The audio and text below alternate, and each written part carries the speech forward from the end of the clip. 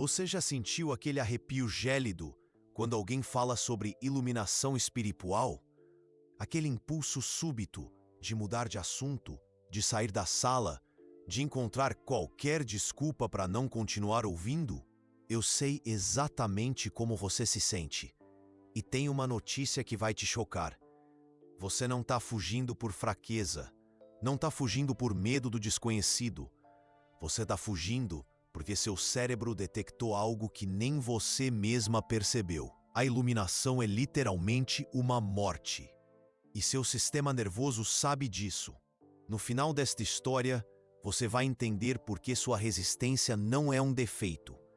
É uma sabedoria ancestral tentando te proteger de algo que pode destruir você se acontecer no momento errado. Mas antes de chegarmos lá, preciso te contar sobre Luísa.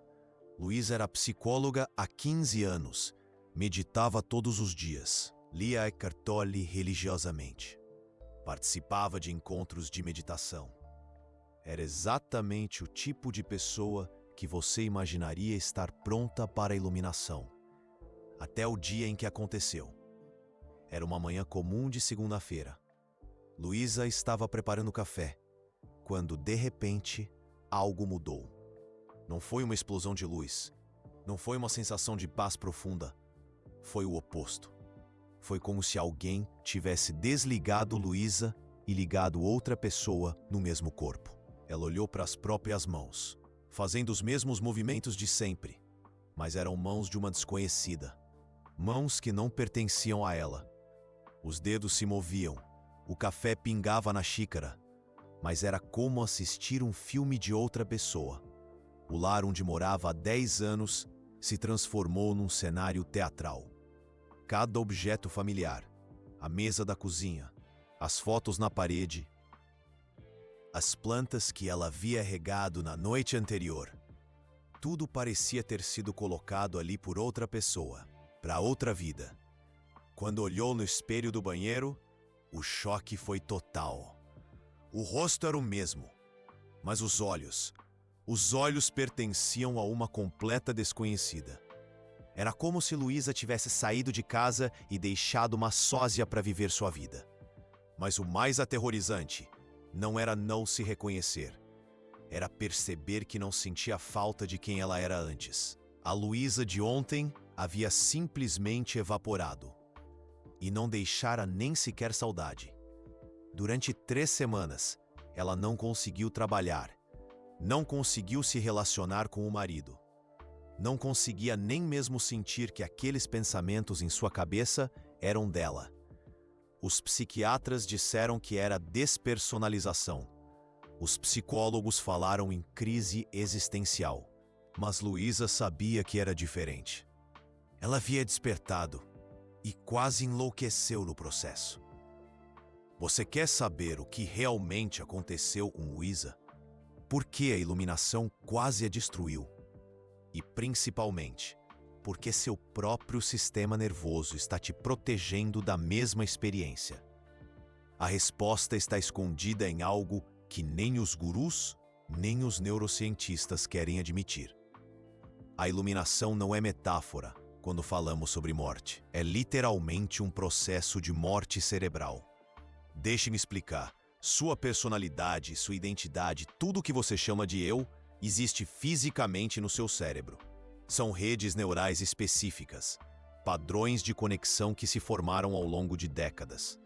Quando você desperta, essas redes começam a se desfazer.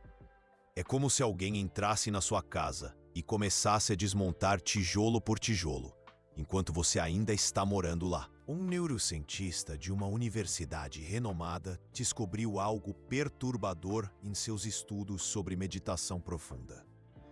Ele colocou mestres da meditação veteranos em imagens cerebrais durante estados de profunda contemplação. O que ele viu o deixou sem palavras. Zonas inteiras do cérebro entraram em repouso. A rede neural central, responsável pelo senso de eu, simplesmente apagou das imagens. Mas não foi só isso.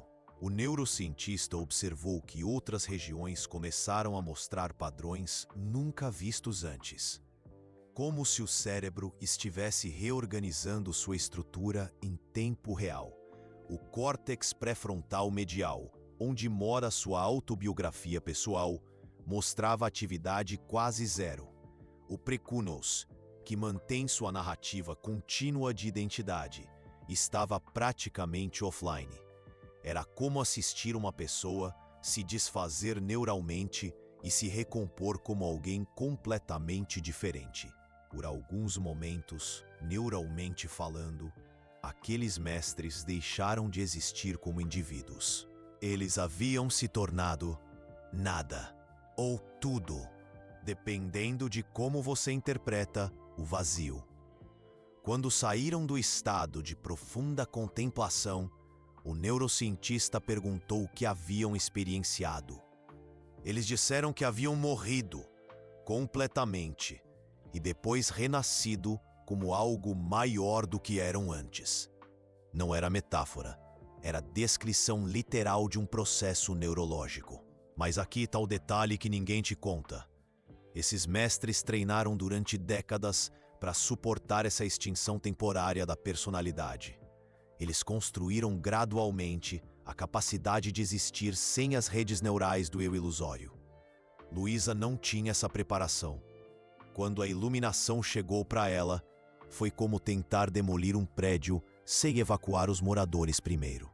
E é exatamente isso que seu cérebro está tentando evitar quando você sente aquela resistência. Seu sistema nervoso é mais inteligente do que você imagina. Ele pode detectar quando você está se aproximando de um estado que poderia desintegrar sua personalidade atual. E como um pai protegendo um filho, ele cria toda aquela resistência para te manter seguro. Agora pare e pense. Quantas vezes você começou a praticar meditação com frequência e depois parou de repente? Quantas vezes você sentiu que estava tendo compreensões profundas sobre a vida e então, misteriosamente, perdeu o interesse? Isso não é ausência de foco. É seu cérebro aplicando os freios. Mas tem algo ainda mais profundo acontecendo aqui. Lembra quando você era criança e tinha medo do escuro? Não era só imaginação. Seu cérebro estava programado para ter medo de situações onde não podia avaliar ameaças. A mesma coisa acontece com a iluminação. Seu eu ilusório não consegue avaliar o que vem depois dele mesmo. É como tentar imaginar sua própria inexistência. Impossível. Então ele cria resistência, não por malícia, por proteção. Doutora Lisa Miller, da Columbia University, passou 20 anos estudando experiências espirituais intensas. Ela descobriu algo fascinante. Pessoas que passaram por iluminação repentina, sem preparação adequada, têm 3 vezes mais chances de desenvolver ansiedade intensa, depressão ou crises psicológicas. Por quê? Porque a morte do eu ilusório, quando acontece rápido demais, deixa uma ausência de sentido que pode ser aterrorizante. Imagine acordar amanhã e não saber quem você é, não reconhecer seus próprios pensamentos, não sentir conexão com sua própria vida. Agora você entende por que Luísa quase enlouqueceu e por que seu sistema nervoso está te protegendo disso. Mas aqui está onde a história fica interessante. O poder dele. Eckhart Tolle fala sobre seu próprio despertar. Uma noite, ele foi dormir em desespero total e acordou iluminado. O que ele não conta é o preço que pagou. Eckhart Tolle passou 2 anos praticamente inerte depois do despertar, sentado em bancos de praça, incapaz de funcionar normalmente. Sua vida antiga havia morrido, mas a nova ainda não tinha nascido. Ele estava no limbo, entre 2 existências. Durante esse período, ele não conseguia trabalhar, não conseguia se relacionar. Vivia numa espécie de transe permanente, tentando integrar essa nova realidade. 2 anos inteiros. Imagine se isso acontecesse com você agora, com suas responsabilidades, sua família, sua carreira. você conseguiria passar 2 anos em estado praticamente vegetativo, enquanto sua nova identidade se forma. É por isso que você resiste. E graças a Deus que resiste. Seu cérebro sabe algo que sua mente consciente não sabe. Ele sabe que você ainda não construiu as redes neurais necessárias para sobreviver à morte do eu ilusório. É como querer escalar o Everest sem treinamento. Tecnicamente possível, mas provavelmente fatal. Mas tem uma coisa ainda mais profunda acontecendo. Você já reparou que a resistência ao despertar é maior justamente quando você mais precisa dele? Quando a vida está caótica. Quando você está sofrendo. Quando tudo parece sem sentido. É exatamente nesses momentos que a resistência espiritual fica mais forte. Isso não é crueldade cósmica. É proteção neurológica. Quando você está em crise, seu sistema nervoso já está sobrecarregado. Adicionar a morte do eu ilusório nesse momento seria como sobrecarregar ainda mais um circuito elétrico que já está faiscando. Resultado: colapso total. O Dr. Stanislav Grof, pioneiro em pesquisa de consciência, documentou milhares de casos de iluminação repentina. Ele descobriu um padrão perturbador. Pessoas em crise severa que passaram por iluminação repentina tinham uma taxa alarmante de hospitalização psiquiátrica. Não porque o despertar fosse ruim, mas porque o timing estava errado. Era como fazer cirurgia de coração aberto em alguém que já está com pneumonia. Muito estímulo para o sistema processar ao mesmo tempo. É por isso que tradições espirituais antigas eram tão rigorosas. Anos de preparação antes de qualquer experiência intensa. Eles sabiam o que a neurociência moderna acabou de descobrir. O despertar é cirurgia espiritual. E como qualquer cirurgia, o paciente precisa estar estabilizado primeiro. Mas aqui está o que mais me impressiona. Seu cérebro não está apenas te protegendo do despertar prematuro. Ele está secretamente te preparando para quando chegar a hora certa. Cada vez que você sente aquela resistência e respeita ela, você está fortalecendo sua capacidade de navegar o desconhecido. Cada vez que você medita um pouco e para quando fica intenso demais, você está construindo gradualmente sua tolerância à dissolução do eu ilusório. É como exercício físico.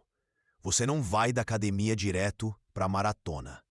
Você treina progressivamente. Seu sistema nervoso está fazendo a mesma coisa com o despertar. Treinando você em doses homeopáticas. E tem algo ainda mais lindo nisso tudo. A resistência que você sente não é sua inimiga, é sua aliada mais sábia. Ela conhece seu ritmo melhor que qualquer guru. Ela sabe suas limitações melhor que qualquer livro. Ela sabe quando você está pronto melhor que qualquer técnica. Luísa, aquela psicóloga que quase enlouqueceu, eventualmente se recuperou. Mas levou 3 anos para integrar completamente sua nova identidade. 3 anos de terapia intensiva, medicação e muito apoio familiar. No final, ela me disse algo que nunca esqueci. Se pudesse voltar no tempo, ela teria respeitado mais os sinais de seu próprio corpo. Teria ido mais devagar. Teria confiado mais na sabedoria de sua própria resistência. Porque despertar não é uma corrida, é uma gestação. E gestações têm seu tempo natural. Você pode tentar acelerar, mas o resultado nunca é saudável. A diferença entre despertar saudável e despertar traumático está no timing. E quem controla o timing não é sua mente ambiciosa, é seu sistema nervoso antigo e sábio. Então, quando você sentir aquela resistência familiar na próxima vez que alguém falar sobre iluminação, sorria. Seu corpo está te dizendo: ainda não, meu querido. Você é precioso demais para arriscar. E essa pode ser a mensagem mais amorosa que você já recebeu. Mas tem uma pergunta que ainda não respondemos. Se a resistência é proteção, como você sabe quando realmente está pronto?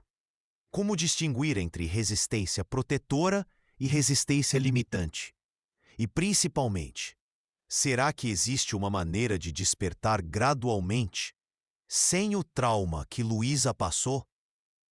A resposta vai te surpreender e está conectada com algo que acontece no seu cérebro todas as noites, sem você perceber. Toda noite, quando você adormece, seu eu ilusório morre temporariamente.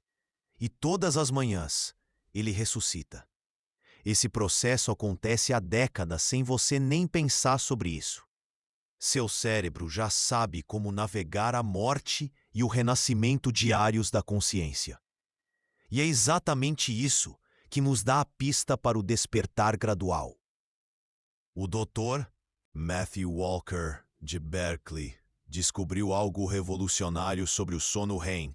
Durante essa fase, as redes neurais do eu ilusório ficam completamente offline, por horas.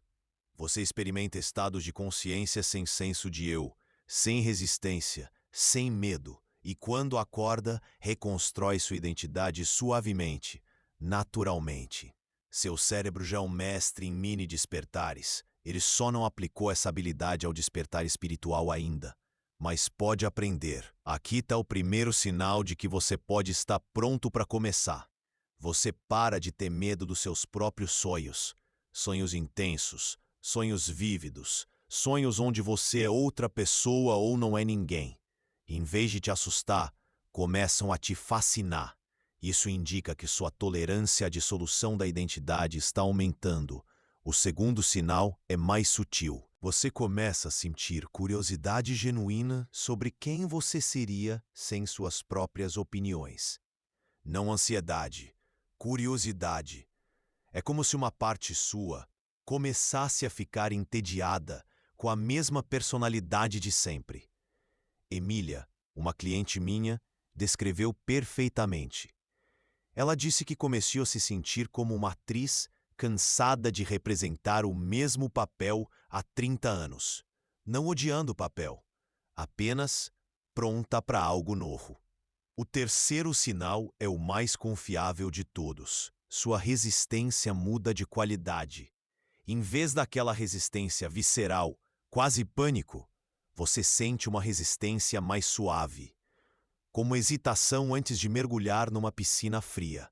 Você sabe que pode fazer, só não tem certeza se quer agora. Essa é resistência madura, resistência consciente. E quando você sente isso, é sinal de que seu sistema nervoso criou estruturas de apoio suficientes. Mas mesmo quando esses sinais aparecem, a abordagem gradual ainda é a mais segura. E aqui está o protocolo que desenvolvi depois de acompanhar centenas de pessoas nesse processo. Primeira fase: familiaridade com estados alterados suaves. Comece com meditação de 5 minutos, não mais. E pare no exato momento em que sentir qualquer tipo de dissolução da identidade. Isso pode parecer ridiculamente cauteloso, mas tem uma razão neurológica profunda. Imagine que sua personalidade é como uma casa antiga. Cada parede, cada viga, cada fundação representa décadas de condicionamento psicológico. Quando você medita intensamente, é como se começasse a mexer na estrutura dessa casa. Um pouco de reforma é saudável. Demolição completa sem preparação é colapso total. Esses 5 minutos diários são como inspeções regulares da estrutura. Você verifica a solidez das fundações. Identifica áreas que precisam de reforço. Se familiariza com a arquitetura da sua própria psique. Cada experiência breve de alteração de consciência fortalece sua capacidade de navegar o desconhecido. Você está literalmente construindo novas redes neurais de apoio. É como mergulhar os pés na água antes de nadar. Você está treinando seu sistema nervoso para reconhecer que esses estados são seguros, controlados, temporários. Segunda fase: ampliação gradual da tolerância. Depois de semanas ou meses na primeira fase, você naturalmente sentirá vontade de ficar mais tempo nos estados alterados. E aqui está o detalhe crucial: não force, siga o impulso natural. Seu sistema nervoso está constantemente avaliando sua capacidade. Ele sabe melhor que qualquer técnica quando você desenvolveu estruturas internas suficientes para suportar mais dissolução. É como aprender a nadar. Primeiro você fica na parte rasa. Depois, naturalmente, se aventura um pouco mais fundo. Depois um pouco mais.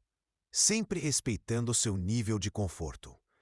Quando isso acontece, significa que seu cérebro construiu novas redes neurais de suporte. Redes que podem funcionar mesmo quando as redes do eu ilusório estão diminuídas.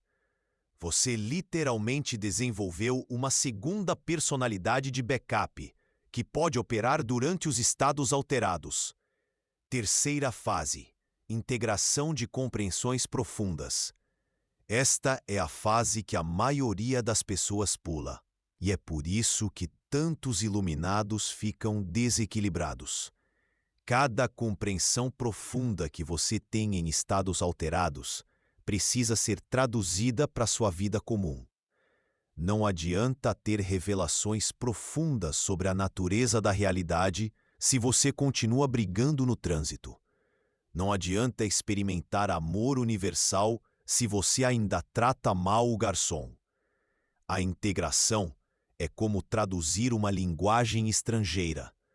As compreensões espirituais falam uma linguagem simbólica, emocional, não verbal. Sua vida prática fala uma linguagem linear, lógica, funcional. Você precisa aprender a ser bilíngue. A integração é lenta, suave, quase imperceptível, como uma tinta se espalhando gradualmente pela água. Uma manhã, você percebe que reagiu diferente a uma situação estressante. Uma tarde, você nota que não se identificou tanto com um pensamento negativo. À noite, você observa que ouviu alguém com mais compaixão. Pequenas mudanças, mas constantes, acumulativas, transformadoras. Dr. Willoughby Britton, da Brown University, estudou especificamente o despertar gradual versus súbito. Suas descobertas são fascinantes. Pessoas que despertaram gradualmente mantiveram estabilidade psicológica. Conseguiram integrar compreensões espirituais sem perder funcionalidade. Mais importante ainda, elas relataram menos resistência ao longo do processo. Por quê? Porque respeitaram o timing do próprio sistema nervoso. Mas tem algo que preciso te contar sobre resistência que a resistência não diminui linearmente. Ela vem em ondas. Haverá dias em que você se sentirá pronto para qualquer coisa, e outros dias em que até uma meditação simples parecerá impossível. Isso é normal. Na verdade, é saudável. Seu sistema nervoso está calibrando constantemente, ajustando sua capacidade baseado em 1000 fatores que você nem percebe. Estresse no trabalho, qualidade do sono, relacionamentos, até mesmo a estação do ano afetam sua prontidão neurológica. A sabedoria está em surfar essas ondas, não em lutar contra elas.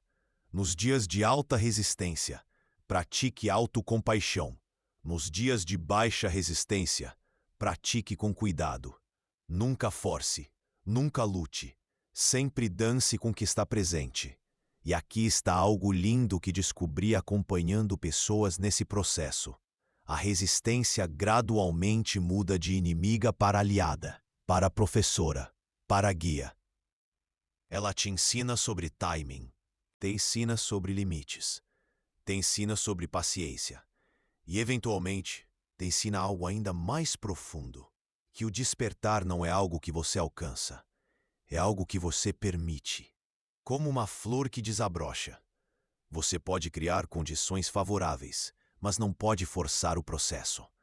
E quando você realmente incorpora isso, algo mágico acontece.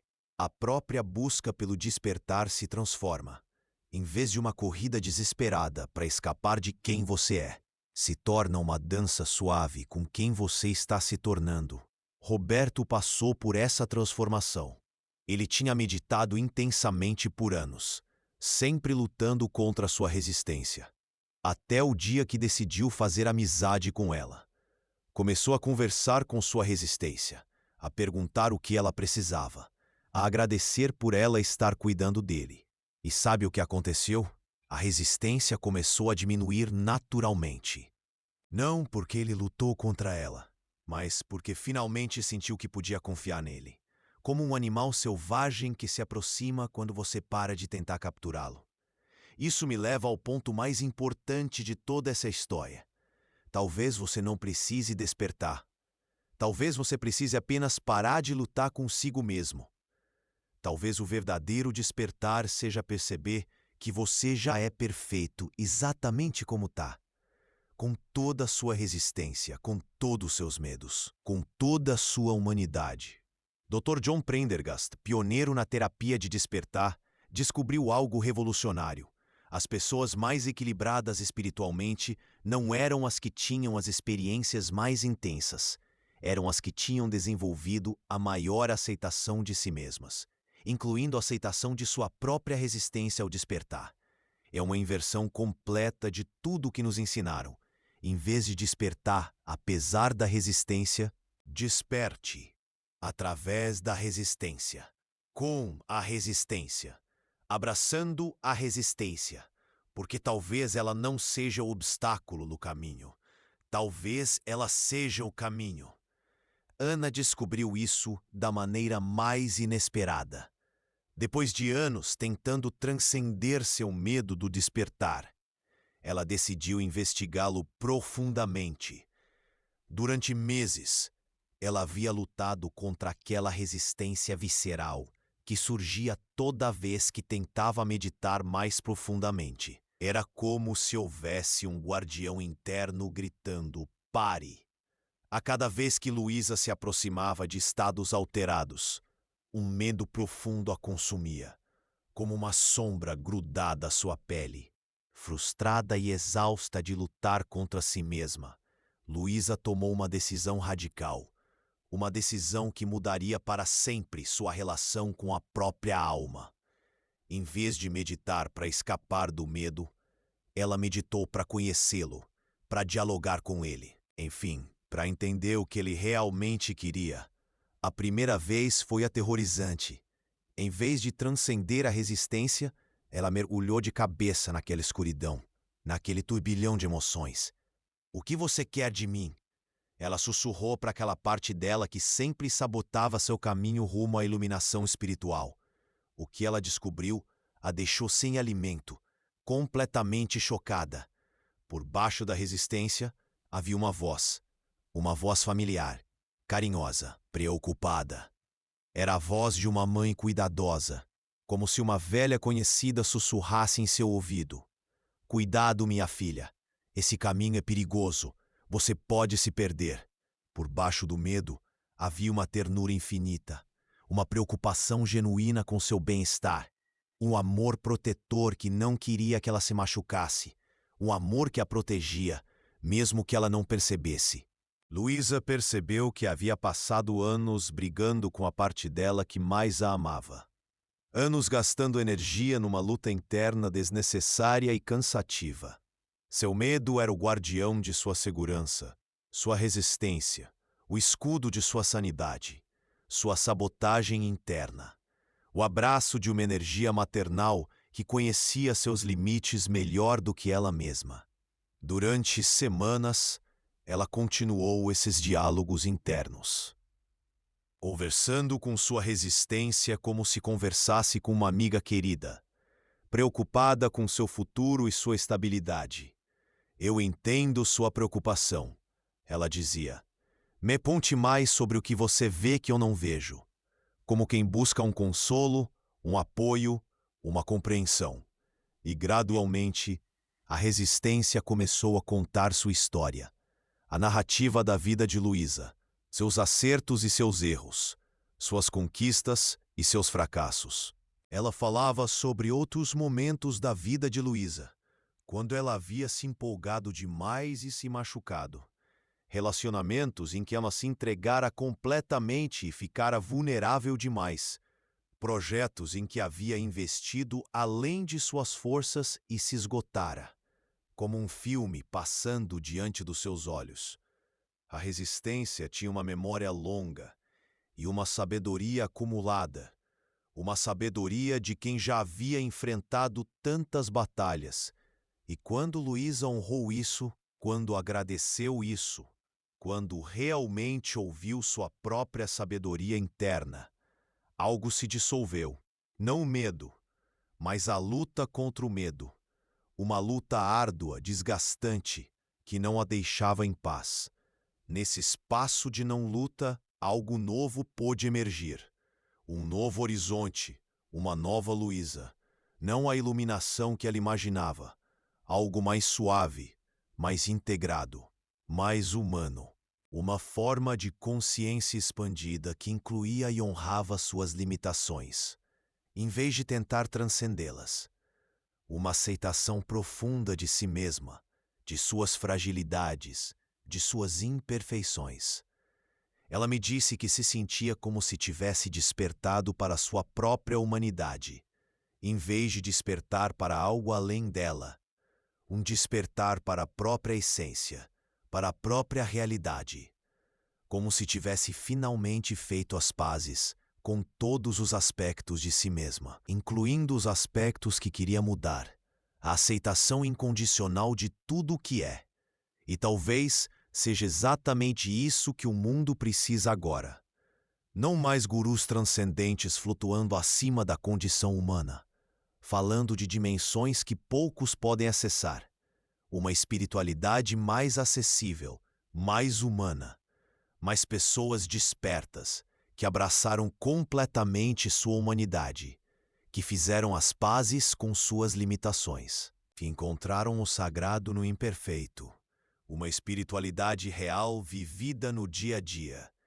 Pessoas que despertaram para o fato de que não precisam despertar para algo além de si mesmas, porque a transformação começa dentro de si. Porque quando você realmente observa, o que é que está tentando despertar? É essa parte de você que se sente inadequada, que acredita que precisa ser diferente para ser digna de amor, que acha que sua humanidade é um obstáculo para a espiritualidade. Um julgamento interno cruel e desnecessário. Mas e se fosse exatamente o contrário? E se sua humanidade, com toda a sua imperfeição, fosse exatamente a expressão perfeita da consciência universal se manifestando através de você? A beleza da imperfeição, a riqueza da diversidade. E se suas limitações fossem as fronteiras sagradas que permitem que a infinitude se experimente de forma única através da sua perspectiva particular? Sua identidade, sua marca pessoal, o que a torna única. E se sua resistência, seu medo, suas neuroses fossem exatamente as ferramentas que a existência escolheu para se conhecer através dos seus olhos? Um processo natural, necessário, inerente a todo ser humano. Você já é o que está procurando, não como conceito filosófico, mas como realidade concreta. Uma verdade que reside em sua alma, em seu coração, em sua essência. Sua resistência é sagrada porque ela é você se protegendo. Seu medo é sagrado porque ela é você se importando com sua própria continuidade. Sua imperfeição é sagrada porque ela é a assinatura única da vida se expressando através de você. E quando você percebe isso, realmente percebe nas células, nos ossos, No sangue, algo interessante acontece. Você para de fugir do despertar, não porque não tem mais medo, mas porque percebe que não há lugar para fugir. Uma compreensão profunda, um estado de paz. O despertar não é um destino, é sua condição natural. Sempre foi. Você já está desperta, só não percebia. Você já está desperto, sempre esteve. Só estava ocupado demais lutando consigo mesmo para perceber. A resistência que você sentia era apenas o som da vida se protegendo, se honrando, se amando. Uma manifestação do amor próprio, da força interna. E quando você ouve isso, realmente ouve, talvez descubra que o despertar que você estava procurando estava acontecendo o tempo todo. Na sua resistência, na sua luta, humanidade imperfeita e linda. Um despertar silencioso, profundo, transformador. O despertar é uma morte disfarçada. E você fugiu dela porque sua sabedoria mais profunda sabia algo que sua mente não sabia. Que você não precisava morrer para despertar. Você só precisava parar de lutar para viver. A arte de viver plenamente. E nesse momento de entrega, de aceitação, de profundo amor próprio, talvez você descubra que nunca esteve dormindo. Você estava apenas sonhando que precisava acordar. Um sonho que precisa ser encarado, transformado, compreendido. Agora pare, respire fundo, sinta seu coração batendo. Essa resistência que você sente ao ouvir estas palavras, essa também é sagrada. Honre-a, agradeça-a, ame-a, porque ela é você, cuidando de você, do jeito que sempre soube fazer. E talvez seja o despertar mais profundo de todos, o despertar para o amor próprio, para a aceitação, para a própria essência.